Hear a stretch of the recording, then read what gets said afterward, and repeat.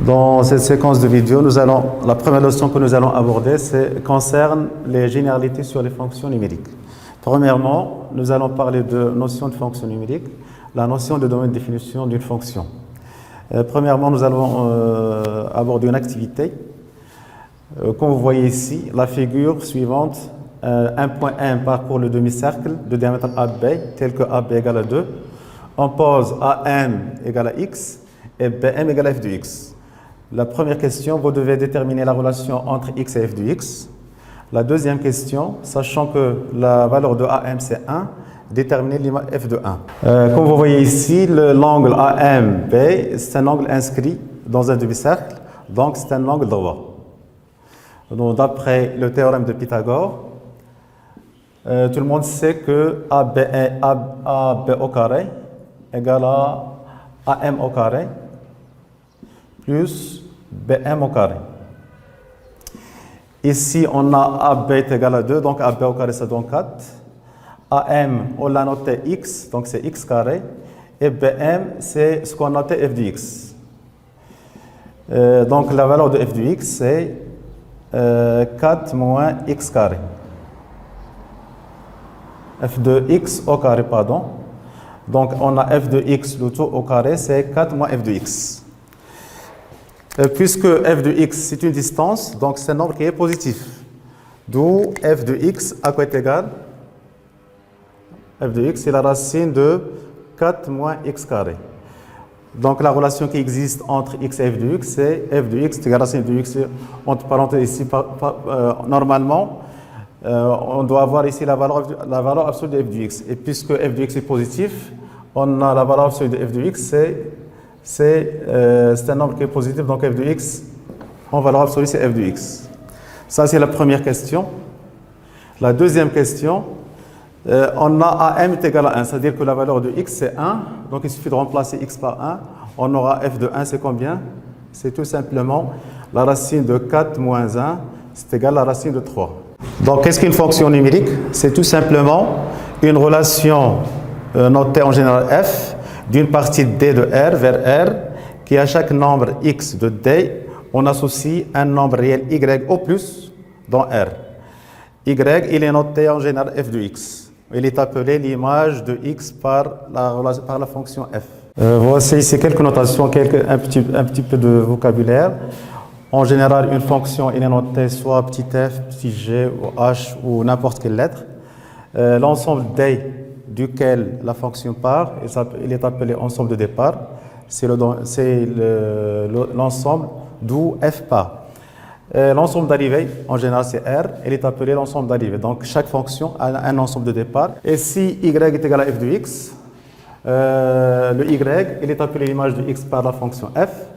Par contre, x, il est appelé antécédent de y par f. Nous allons prendre un petit exemple. On considère la fonction numérique f définie sur R par f de x égale à 3x moins 1. Si on a par exemple à déterminer l'image de 0, c'est simple. F de 0, c'est combien? C'est tout simplement 3 fois 0 moins 1 qui est égal à moins 1. Donc là, l'image de 0, c'est moins 1. Et 0, c'est l'antécédent de moins 1 par la fonction f. Un autre exemple, par exemple, si on a calculé f de 1, c'est très simple aussi, c'est 3 fois 1 moins 1, c'est 3 fois 1, c'est donc 3 moins 1, c'est 2. Donc on dit que l'image de 1, c'est 2. 1, c'est l'antécédent de 2 par la fonction f. Un dernier exemple, si vous avez à déterminer l'image de racine de 3 par exemple, c'est tout simplement 3 fois racine de 3, c'est 3 racine de 3 moins 1. Donc on dit que l'image de racine de 3, c'est 3 racine de 3 moins 1. Et que racine de 3, c'est l'antécédent de 3 racine de 3 moins 1 par la fonction f. Donc la première définition, nous avons parlé de notion de fonction numérique. Et là, nous allons parler de domaine de définition d'une fonction numérique. Qu'est-ce qu'un domaine de définition d'une fonction? C'est tout simplement l'ensemble des nombres qui admettent des images par f. Le domaine de définition il est noté en général D ou DF. Je répète, c'est l'ensemble des nombres réels qui admettent des images par f. Autrement dit, c'est quoi df? C'est l'ensemble des x qui appartient à R, tel que f de x appartient à R. C'est-à-dire l'ensemble des x auxquels on peut calculer l'image. Ici, nous allons prendre quelques exemples de recherche de domaine de définition de quelques fonctions. Donc, vous avez à déterminer le domaine de définition de chacune des fonctions suivantes. La première, c'est f de x est égal à 1 sur x.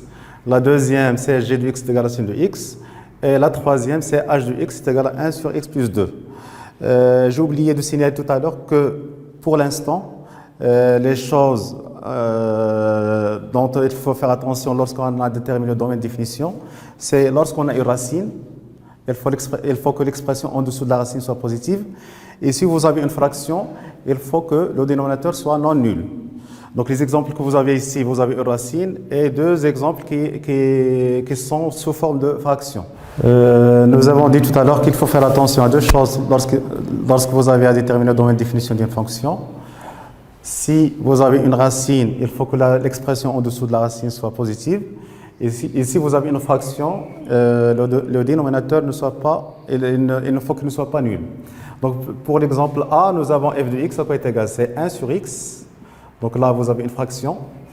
La variable x, elle est dans le dénominateur, donc il faut que x ne soit pas nul. Donc qu'est-ce que df?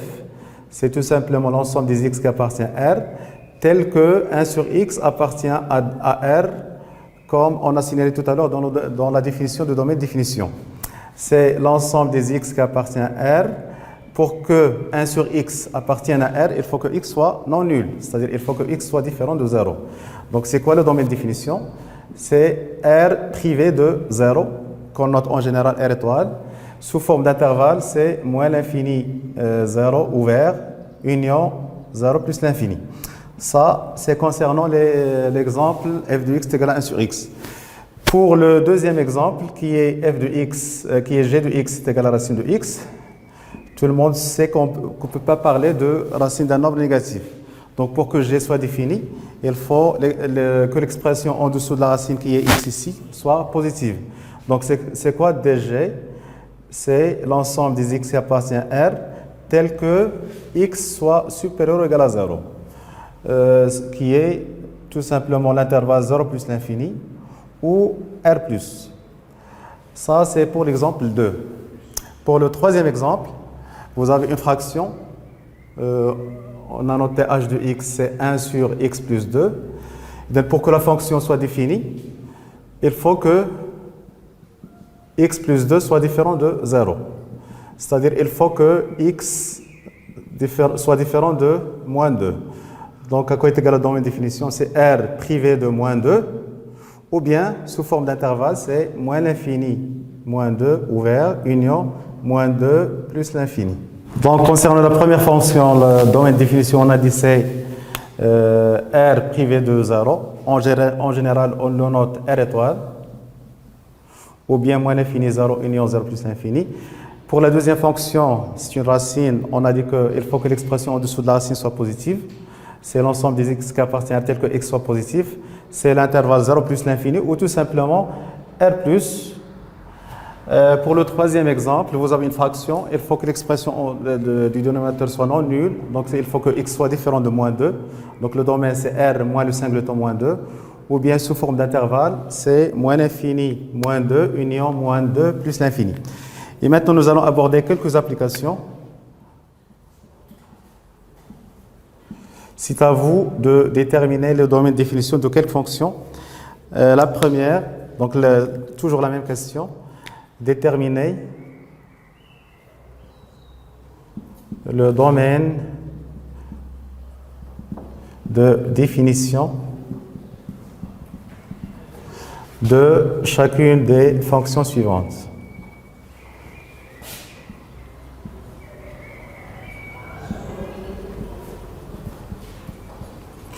La première, par exemple, vous allez prendre f de x est égal à 1 sur x carré moins 1. La deuxième, f de x égale à racine de x au carré moins x. La troisième, par exemple, f de x égale à racine de x au carré moins 5x plus 4. Donc vous allez réfléchir un peu au-dessus.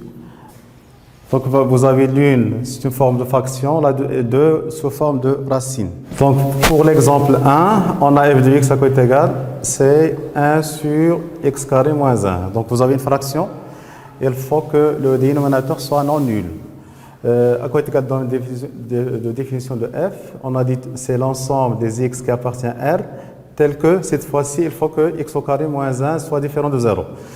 Donc, vous avez deux choses pour le faire, soit qu'on factorise x carré moins 1 qui est égal à x moins 1 facteur de x plus 1. C'est l'ensemble des x appartient à R tel que x moins 1 facteur de x plus 1 soit différent de 0. Un produit est nul quand est-ce? Si l'un des deux est nul. Donc pour un produit ne sera pas nul, il faut que les deux soient non nuls. C'est l'ensemble des x qui appartient à R tel que x moins 1 différent de 0 et x plus 1 différent de 0.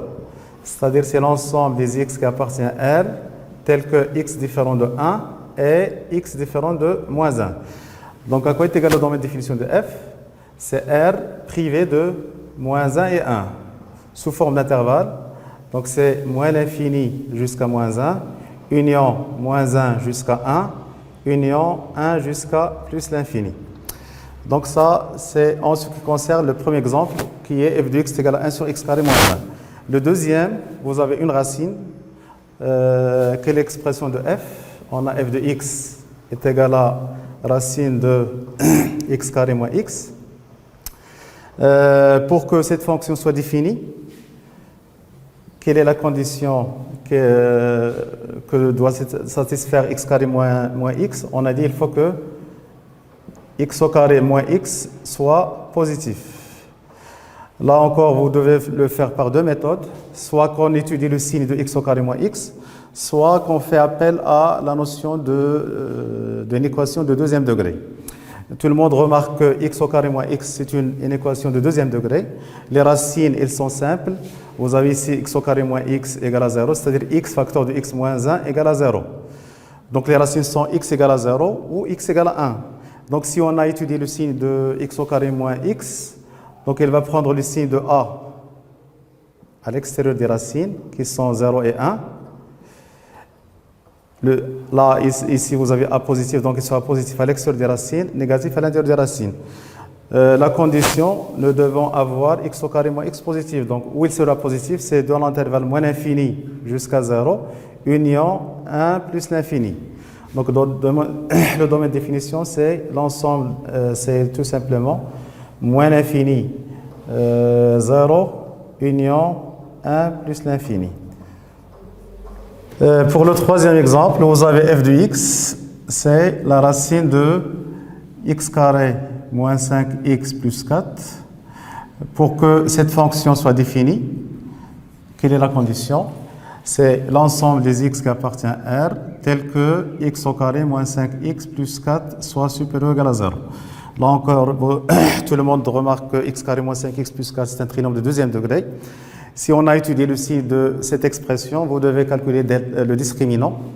Ou bien, vous pouvez remarquer que si tout le monde sait la notion de somme de racines ou le produit des racines, tout le monde sait que la somme des racines, c'est moins b sur a. Là c'est moins 5 sur 1, c'est 5. Et le produit des racines, c'est c sur a, qui est égal à 4 dans notre exemple. Donc d'un nombre dont la somme est égale à 5, et le produit est égal à 4, c'est 1 et 4. Donc on peut factoriser cette expression. C'est l'ensemble des x appartient à R, tel que x moins 1, facteur de x moins 4, supérieur ou égal à 0. Si on fait un petit tableau de signes, donc les racines, on a dit ce sont 1 et 4.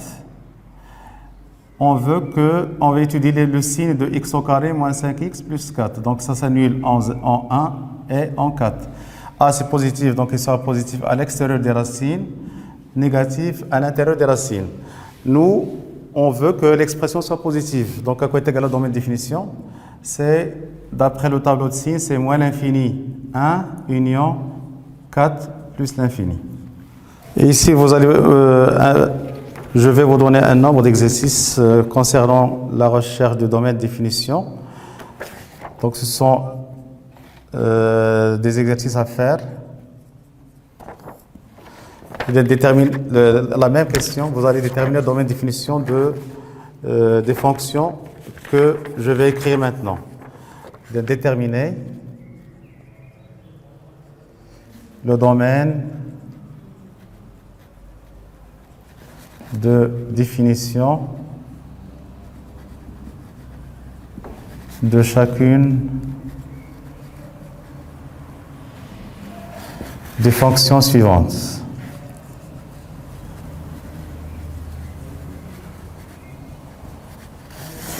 La première, f de x égale à racine de x au carré moins 4x. Elle ressemble à l'exemple 2 qu'on a fait tout à l'heure. La deuxième fonction, f de x, ou bien g de x, égale à racine de x moins 2 sur racine de x plus 2. Il faut faire attention à la racine. Le troisième exemple, c'est h de x. Vous avez une grande racine, c'est racine de x moins 2 sur x plus 2. Je dis bien x moins 2 sur x plus 2. Et le troisième exercice, ou le quatrième exercice, c'est on va noter la fonction k de x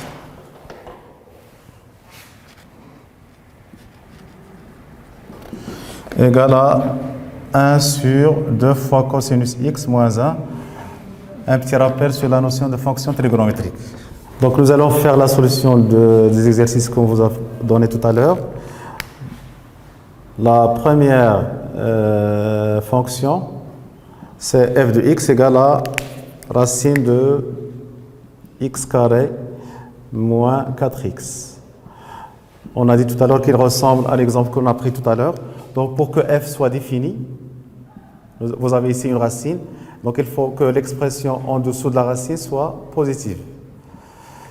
C'est un trinôme de deuxième degré, donc le signe de a à l'extérieur des racines, le signe contraire de a à l'intérieur des racines.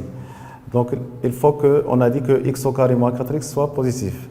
Donc c'est l'ensemble des x qui appartient à R, tel que x facteur de x moins 4 soit positif. Donc les racines ici sont 0 et 4. On veut qu'elles soient positives, donc qu'elles soient positives à l'extérieur des racines, c'est-à-dire moins l'infini jusqu'à la plus petite racine qui est 0, union 4 plus l'infini. Et là, c'est concernant le premier exemple qui consiste à déterminer le domaine de définition de la fonction f de x est égal à racine de x au carré moins 4x.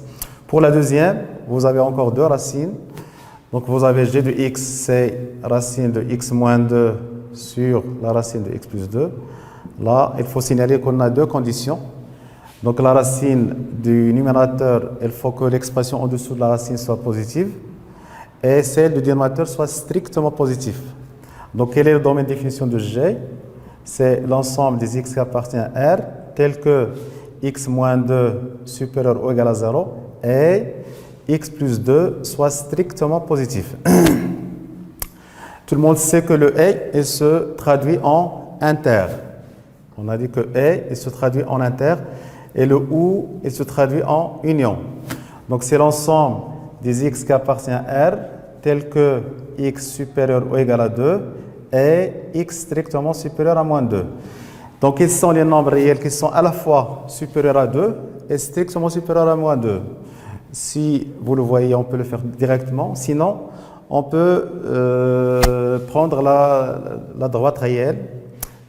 On va faire deux couleurs. Donc il faut que x soit supérieur strictement à moins 2 et x soit supérieur ou égal à 2. Donc quels sont les éléments qui entrent dans l'intersection? C'est l'intervalle 2 plus l'infini. Donc le domaine de définition, c'est l'ensemble des x qui appartient à R, tel que x soit supérieur ou égal à 2. Donc c'est l'intervalle 2 plus l'infini. Donc le domaine de définition de la fonction g, c'est l'intervalle 2 plus l'infini. Attention à ne pas commettre cette erreur. La racine de x moins 2 sur la racine de x plus 4 plus 2 n'est pas égal à racine de x moins 2 sur x plus 2. On a racine de a sur racine de b est égal à racine de a sur b. Quand est-ce que, si vous avez racine de a sur racine de b est égal à racine de a sur b, si a et b sont tous les deux positifs.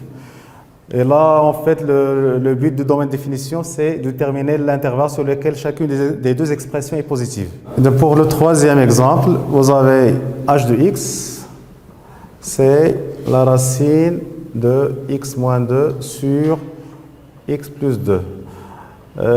Donc, l'erreur à ne pas commettre, on a dit tout à l'heure que la racine de a sur b n'est pas toujours égale à la racine de a sur racine de b, tant que a et b ne sont pas à la fois positifs. Donc, pour que h ici soit défini, il faut que c'est l'ensemble des expressions tel que x moins 2 sur x plus 2 soit supérieur ou égal à 0 et x plus 2 soit différent de 0. Donc, on doit chercher l'ensemble des nombres réels qui laissent cette expression positive et le dénominateur non nul. Là encore, vous avez deux méthodes pour le faire. Soit que vous étudiez le signe de x moins 2, puis le signe de x plus 2, puis le signe de rapport, ou bien remarquez que le signe de a sur b, c'est le signe de a fois b. Tout le monde sait que le signe de a sur b, c'est le signe de a fois b. Nous, on veut que x moins 2 sur x plus 2 soit positif, c'est-à-dire c'est un rapport. Ça revient au même à que x moins 2 sur x plus 2 soit positif, mais avec la condition x plus 2 soit différent de 0. Donc, à quoi est égal dh avec cette remarque qu'on a faite? C'est l'ensemble des x qui appartient à R, tel que x moins 2 facteur de x plus 2 soit supérieur ou égal à 0 et x plus 2 différent de 0. Quel est le but de transformer ce rapport à un produit pour qu'on puisse utiliser le signe d'un trinombre de deuxième degré? Donc là, tout le monde remarque que les racines sont 2 et moins 2. Et a, c'est un nombre positif. Donc pour que x moins 2 facteur de x plus 2 soit positif, il faut que x appartient à l'intervalle moins l'infini jusqu'à moins 2. Signaler qu'il faut que x plus 2 soit différent de 0, c'est-à-dire x différent de moins 2. Donc le domaine, c'est moins l'infini, moins 2, union de fermé, plus l'infini. Je répète. Là, on a utilisé le fait que le signe de a sur b, c'est le signe de a fois b. Donc, on veut que le rapport x moins 2 sur x plus 2 soit positif avec la condition x plus 2 différent de 0. Ça revient en même à ce que le produit x moins 2 facteur de x plus 2 positif et x plus 2 différent de 0. Là, on a dit que c'est un trinombre de deuxième degré. Les racines sont 2 et moins 2. A, c'est positif, donc il sera positif à l'extérieur des racines. Mais n'oubliez pas que x soit différent de moins 2. Donc le domaine de définition, c'est quoi? C'est moins l'infini jusqu'à moins 2, union 2 plus l'infini. Pour k de x, on a k de x, c'est quoi? C'est 1 sur 2 cosinus x moins 1. Là, on va faire appel un peu à la trigonométrie. Tout le monde sait la résolution de l'équation cosinus x est égal à a. Quand est-ce que l'équation cosinus x est égale à a a des solutions? Tout le monde sait que si a est supérieur strictement à 1 ou a inférieur strictement à 1, l'équation n'a pas de solution. Si la valeur absolue de a inférieure strictement à 1, donc vous cherchez alpha, on détermine alpha tel que cosinus x est égal à cosinus alpha. Donc, quelles sont les solutions de l'équation? C'est tout simplement x est égal à alpha plus 2k pi ou x est égal à moins alpha plus 2k pi. Dans notre cas, on cherche les x tels que 2 cos x moins 1 soit différent de 0. Donc, si on a à résoudre l'équation 2 cosinus x moins 1 égale à 0, on aura cosinus x égale à 1 demi. Tout le monde sait que le 1 demi, c'est le cos de pi sur 3. Cos de pi sur 3. Donc, pour que la fonction soit définie, il faut que cos x soit différent de 1 demi. On a dit que cos x est égal à 1 demi, c'est-à-dire que x est égal à pi sur 3 ou x est égal à moins pi sur 3. Donc, pour que k soit défini, il faut éliminer les nombres qui s'écrivent sous la forme pi sur 3 plus 2k pi est moins pi sur 3 plus 2k pi. Donc si on va utiliser la définition de domaine de définition, c'est l'ensemble des x qui appartient à R tel que 2 cosinus x moins 1 soit différent de 0. C'est-à-dire l'ensemble des x qui appartient à R tel que cosinus de x soit différent de 1 demi. On a dit que le cos c'est égal à 1 demi. Quand est-ce? C'est seulement si x égale à pi sur 3 plus 2k pi. Donc si on cherche x, c'est x est égal à pi sur 3 plus 2k pi, ou x est égal à moins pi sur 3 plus 2k pi.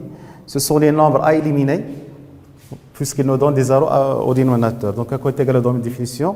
C'est l'ensemble des x qui appartient à R, tel que x différent de pi sur 3 plus 2k pi, et x différent de moins pi sur 3 plus 2k pi. Évidemment, k c'est un entier relatif. Donc si on à quoi est égal le domaine de définition, c'est R privé de l'ensemble des nombres qui s'écrivent sous la forme pi sur 3 plus 2k pi, union moins pi sur 3 plus 2k pi avec k appartient à z.